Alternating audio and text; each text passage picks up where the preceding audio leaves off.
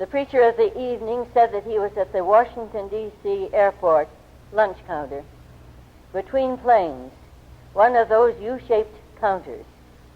He ordered a hamburger. This is a story that he told on one night. A few minutes later, a woman sat down on a stool next to him and also ordered a hamburger. He glanced at her. She was plainly dressed, stern-looking, looked uncommunicative, sour, etc. He thought she might be a policewoman. They did not talk. After a few minutes, a mother and child sat down opposite them. He noticed the little girl in particular. She was about 10 years old. He found it difficult not to stare. She had the skin of an old woman. He was fascinated and embarrassed because he wanted to stare. The woman next to him kept looking at the child, and that embarrassed him more, not her. Then she spoke to the child very gently. "How old are you?" The child looked up politely and answered, "I am 8. The woman kept on looking and then said, "You have very beautiful eyes." With that, the child's face and the mother's became luminous with joy and appreciation. The preacher was stunned by what he had seen and heard. Later, in the plane, he wondered why he hadn't seen the very beautiful eyes, and why he had eyes only for the old-looking skin. Why? Let's be quiet for a bit.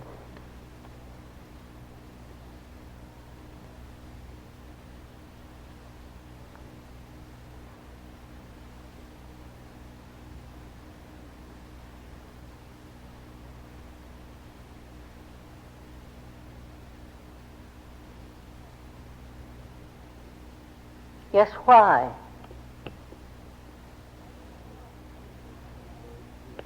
Why don't we all see the beautiful eyes of people around us?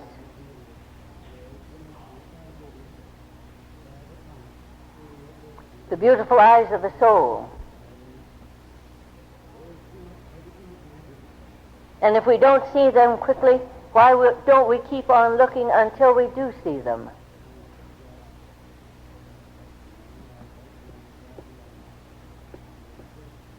And find them. Those beautiful eyes of the soul. There is so much in people we don't take time to see. So much that people say that we don't take time to listen to. Why?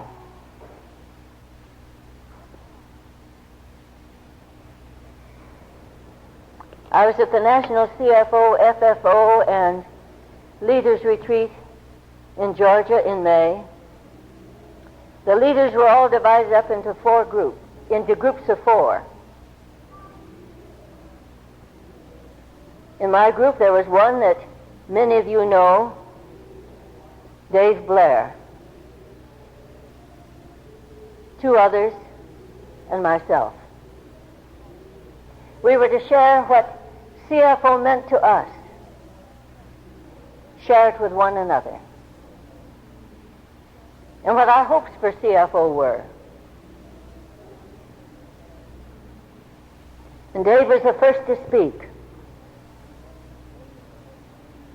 And although I had known Dave, he shared things I had never thought of before in connection with Dave.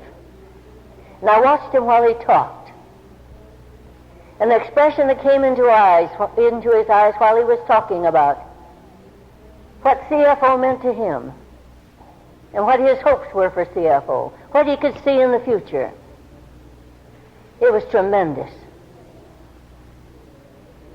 Just watching, I had a chance to know a part of Dave that I had never known.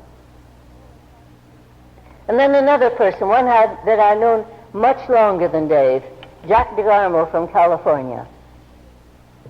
Jack began to share. And again, although I thought I knew him,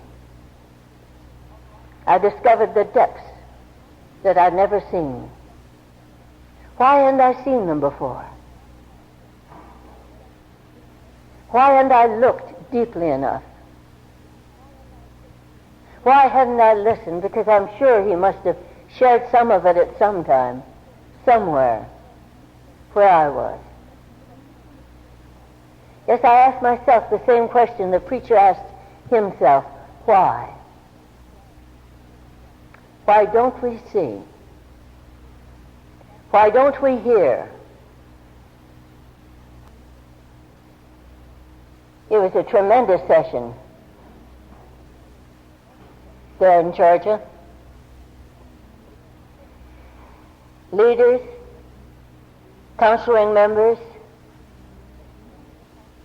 representatives of the Camps Farthest Out, CCR, a wonderful session. First time I've ever been at such a meeting, when I've enjoyed the financial report. And it was fun. Well, I enjoyed listening to the minutes of the last meeting a year ago. That was fun too. When I listened to them try to solve one of the problems that they had concerning insurance, that they think they're going to be asking the camps to take care of, so that when or if campers are injured in camp, there'll be a way of financially taking care of some of the things that might happen that we hope don't happen. It was fun. Because by that time I was looking and I was listening to everyone. Makes all the difference in the world, even in financial reports. And I've not been very fond of them. I've heard an awful lot in church annual meetings. We listen to choirs sing. How beautiful are the feet of those who bring good tidings, who publish peace. A tremendous, tremendous anthem. And then I thought of another verse that might be added. How beautiful are the eyes of the soul of those who love Jesus.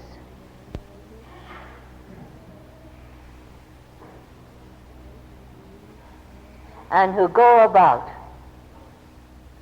publishing his tidings. How beautiful. Oh, I have it in the proper number of words written down somewhere. Beautiful.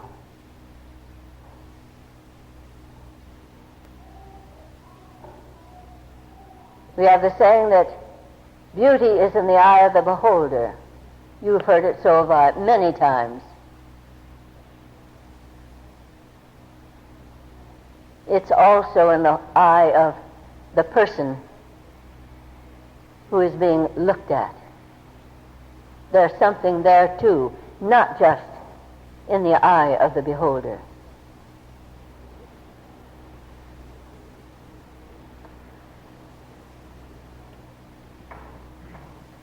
Yes, why don't we see? Why don't we understand? Why don't we take time?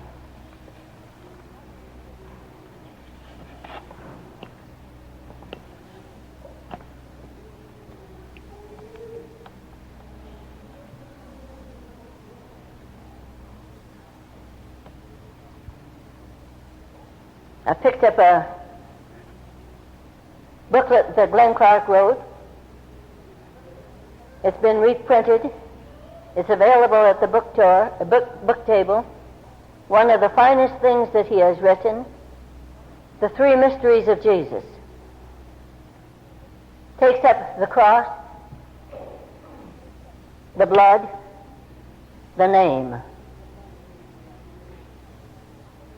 In it he tells of how a person can be identified in 3 different ways: his thumbprint, through the blood, and through his name. The particular portion I want to read a bit of is from the section on the blood. I read this to Glenn Clark while he was in the hospital just a few days before he died. He wanted to have this read to him, and every day I read different portions, but on one particular day I came to this part in the section on the blood. It deals with this matter of seeing. Just breaking into it. I wish I could read the paragraphs that precede this, but I cannot. He says, we put Christ on a cross of suffering every time we sin. We invite him to an upper room of joy every time we do a service of love to one of the least of these in his name. Every time we betray him, we crucify him. Every time we obey him, we hear him say, come down, for today I will sup with thee.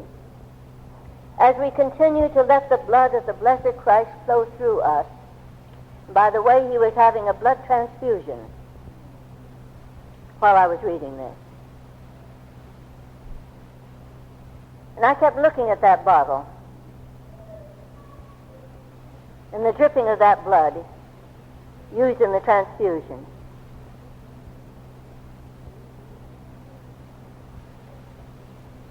And several times I prayed silently, Lord, he needs a transfusion from you. A life-giving transfusion.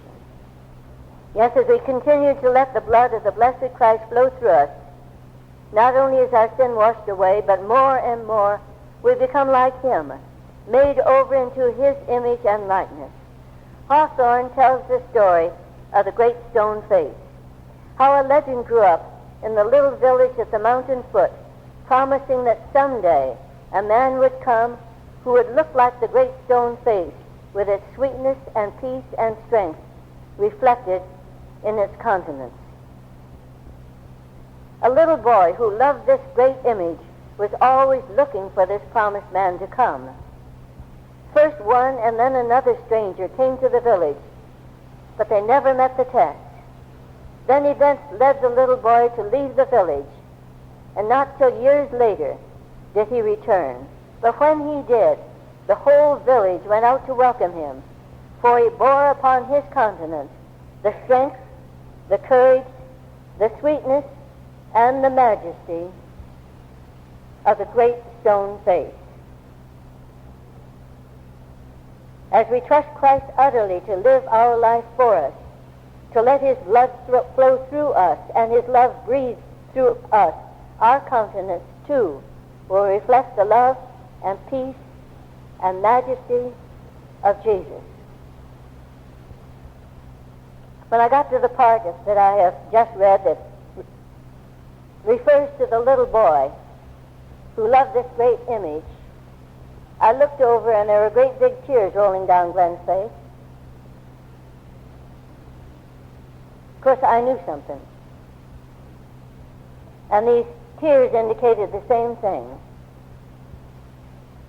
Glenn had spent a lifetime looking into the faces of people, looking for something.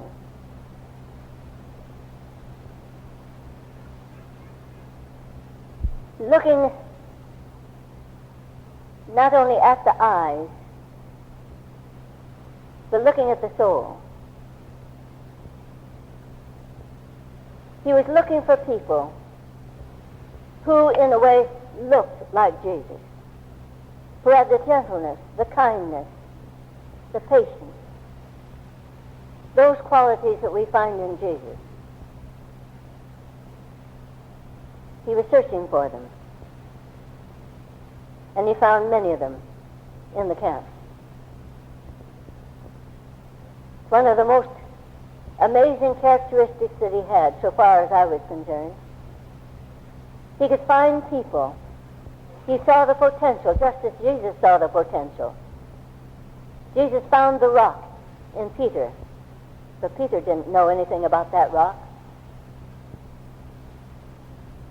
And Jesus said, upon this rock, that which he found in Peter, that faith, he would build his church.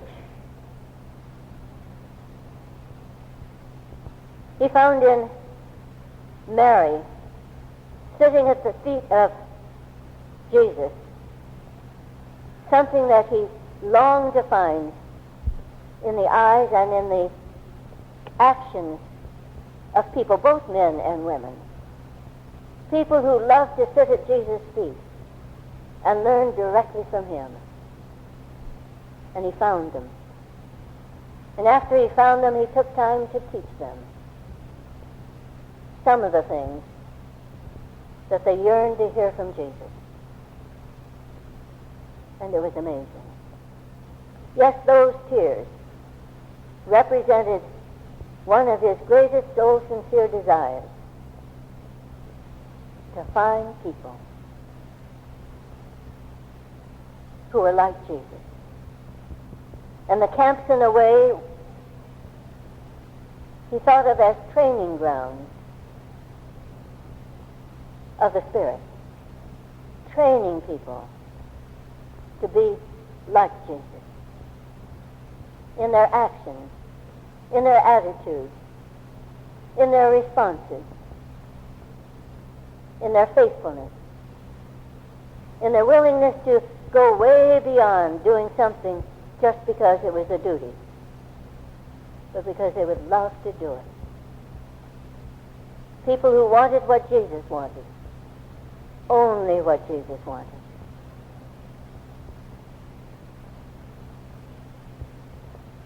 Yes, it was amazing to see those tears and realize what he was thinking about while he listened.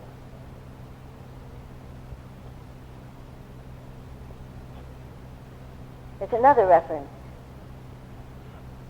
found in a book that has meant a great deal to me. I don't know how many of you know this book, The Hand of God, by Oswald McCall.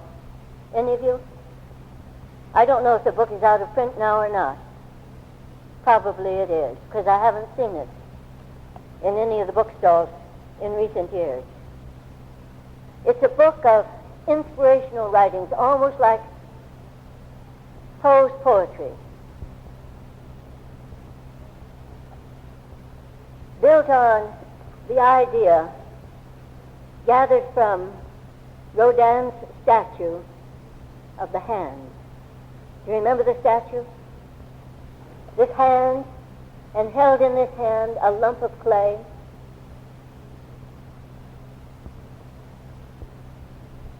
The encircling fingers representing the love of God.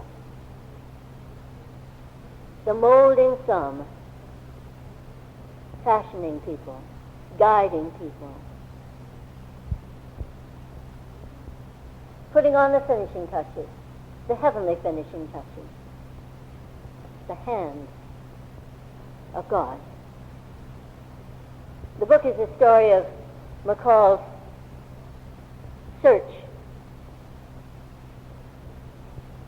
Sounds, in the reading of it, as if he might have been quite a skeptic to begin with. And then it shows the progress. Near the end of the book, it breaks into some tremendous ideas. I want to read a few of them.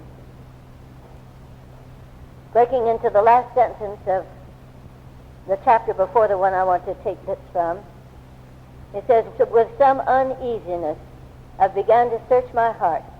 Suddenly, I sank upon my knees. You do not see it? No. Among grief's cold ashes, he is there. If any flicker of life's fires ever stirs in that arid wilderness, it is of Christ.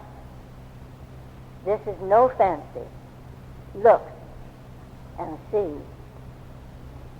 Skipping several lines I'd love to read, but I'm not going to. I gathered one day very carefully, sifting and making clear the motives that underlay a certain decency of feeling I discovered in myself that I might build some picture of my better essences and look at it. Lo, I found myself building the face of Christ. Yes, he found his face wasn't good enough. He must build the face of Christ. Like a star in a deep well, so Christ shines always in our peace. And peace there is not where Christ is not. You do not follow me, nor see that this is so.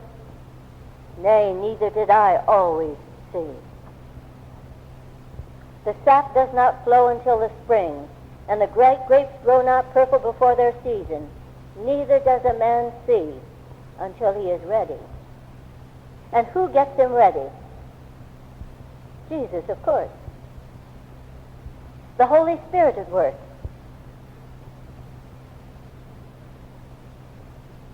He's the one that convicts us of sin, of righteousness, of judgment.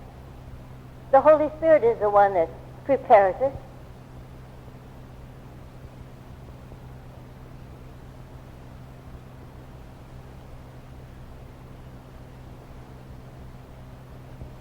Now I say, let but that be found which breaks the heart of man with yearning. Let that be found which is the secret of man's singing and the answer to his striving. Find the truth behind illusion. Find the poet's inspiration and the prophet's passion. Let that be brought forth which is what human trial, error, and judgment have best and longest proved. The rock-like substantialities of experience and the most abiding and rewarding ways for man. And when these are all set down as lines in the face will be the face of Christ.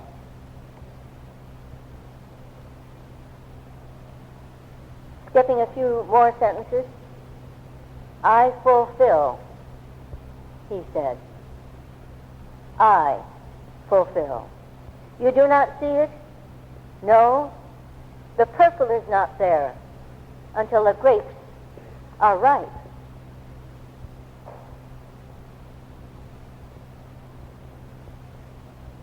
Light of the world, Christ, light of all worlds, infinite and infinitesimal, for out of them all you came, trailing clouds of glory, fruit of creation's travail, housed at last in flesh, fair son of a Father that cannot be unfair. In your light we see light. And you, great Christ, burning brightly in Jesus, striking into us the ecstasy of a hope, and suddenly crowning us all by being what you are, Jesus Christ, elder brother, revealing as of the Lord and Master, revealing as of the peerage, even the least of your many brethren, you, Lord and Master, have made us look upon the hand and understand. Jesus, making it possible for us to understand the hand of God, the workings of God.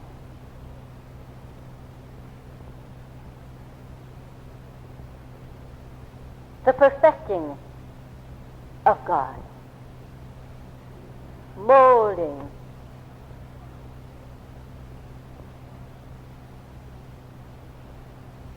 upheld by love in the process.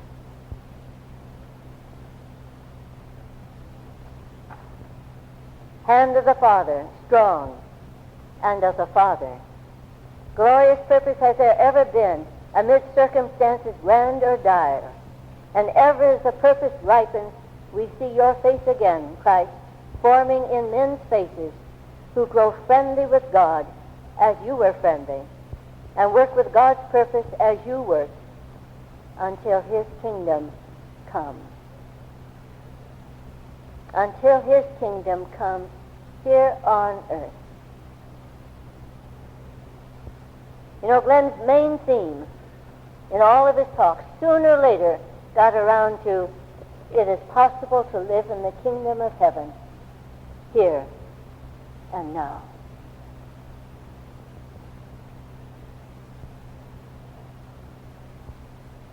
You're finding this to be a bit like the kingdom of heaven, aren't you?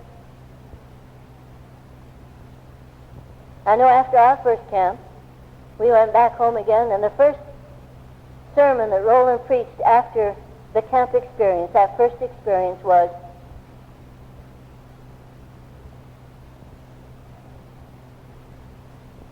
what it's like to be in the kingdom. I'm not saying that everyone in our church liked it. The empress was kind of rough, having been a pastor there for a number of years, to start talking about what it's like to be in the kingdom as if you had just experienced it, but you hadn't experienced it before, not in that church. But that was more or less true. It had been a divided church when we went there. And that church learned how to love. And it was the kingdom for many an individual, but it took a few years for it to happen. It's what it's like. He went home and described what it had been like up here.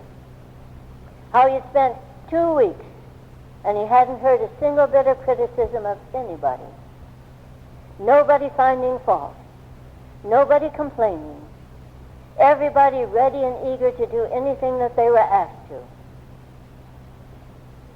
Now, for a preacher, it would be heaven to be in that kind of an experience. That's what every preacher wants. That's what every preacher is striving for. But in a divided church, you don't always find it. But we found it. It happened. And perhaps it happened because we kept on coming to Koronis and sitting at the feet of some giants. Speaking of giants, down in the Arkansas camp one year, Glenn Clark and the 4-year-old daughter of one of the Arkansas CFOs had a conversation one afternoon. We knew it was going on. We saw the two of them sitting out there on the lawn talking together. We had no idea what the nature of the conversation was. The little girl was the one who wanted it.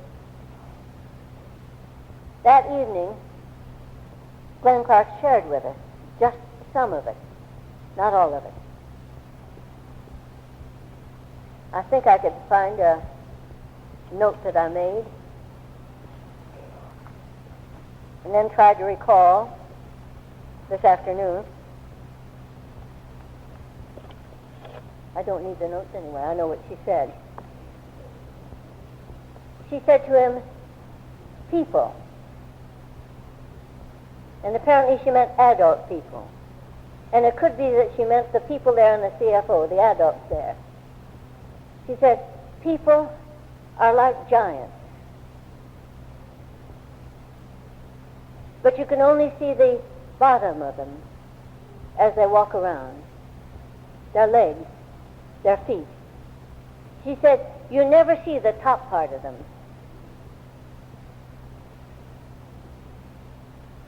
And I'll tell you, he got quite a talk out of that he delivered to us. So much in a person we never see. We never appreciate. We never understand. Giants. But you can only see the bottom part of them. Well, I guess a 4-year-older spends most of her time just looking at the bottom part of people. Their legs, their feet. They don't see their faces until you stoop down. Then they can see you. Seeing.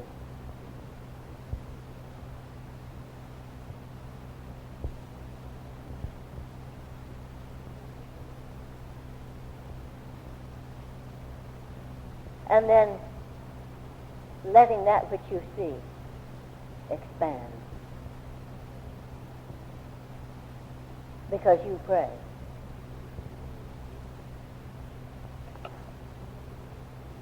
I'm going to be stopping a little early this evening, but not quite yet.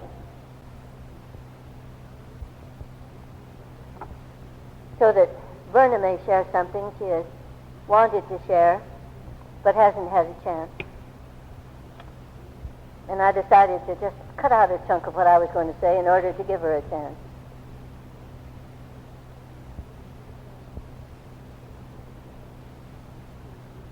Let's close with this that you'll find in Song of the Souls of Men. God, let me be aware. Let me not stumble blindly down the ways, just getting somehow safely through the days, not even groping for another hand, not even wondering why it all was planned. Eyes to the ground, unseeking for the light, soul never aching for wild winged flight. God, let me be aware. God, let me be aware. Stab my soul fiercely with others' pain. Let me walk seeing their horror and stain. Let my hands groping find other hands. Give me the heart that divine understands. Give me that courage, wounded to fight. Flood me with knowledge. Drench me in light. Oh, keep me eager just to do my share. God, let me be aware.